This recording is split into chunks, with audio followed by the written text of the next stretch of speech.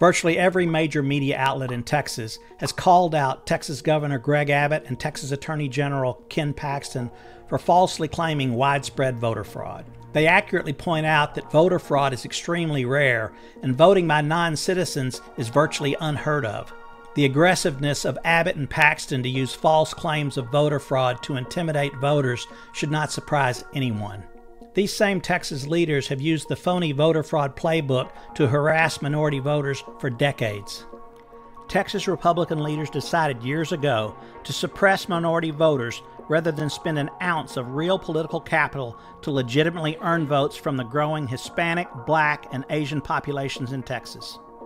And while his flat demeanor and boring countenance play against type, Greg Abbott has been the point in the spear for hostile and aggressive voter suppression and intimidation.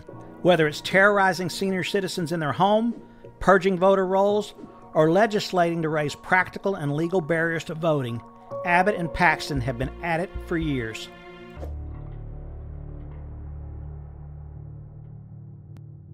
When Ken Paxton sent state police to barge into the home of elderly Hispanic activist Lydia Martinez last month, it was a replay of an earlier, equally depraved act of intimidation. In 2006, then Texas Attorney General Greg Abbott sent state agents to the home of 69-year-old African-American grandmother Gloria Meeks to investigate voter fraud. Rather than respectfully knock on her door and wait for a response, Abbott's agents creeped around her house, peeping into her windows, and startled her as she was stepping naked out of her bath. They didn't allow her to dry or fully dress. They forced her to sit through an hours-long interrogation dripping in her bathrobe. No violations were discovered. No formal legal action was taken. It was an exercise in cruel, terroristic intimidation. Ms. Meeks never forgot it. She joined a lawsuit fighting back against Abbott's voter suppression, and her efforts standing against Abbott were proudly cited in her funeral obituary.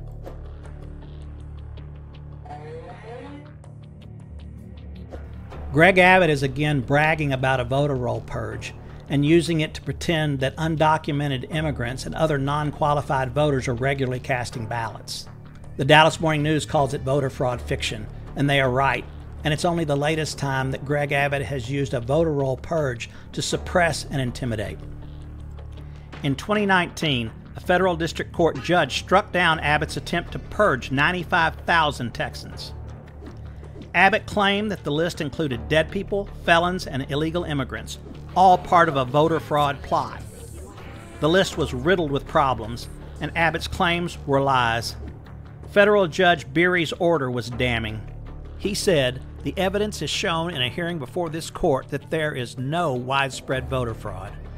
Whitley and his staff burdened perfectly legal, naturalized Americans with ham-handed and threatening correspondence which did not politely ask for information, but rather exemplifies the power of government to strike fear and anxiety and to intimidate the least powerful among us.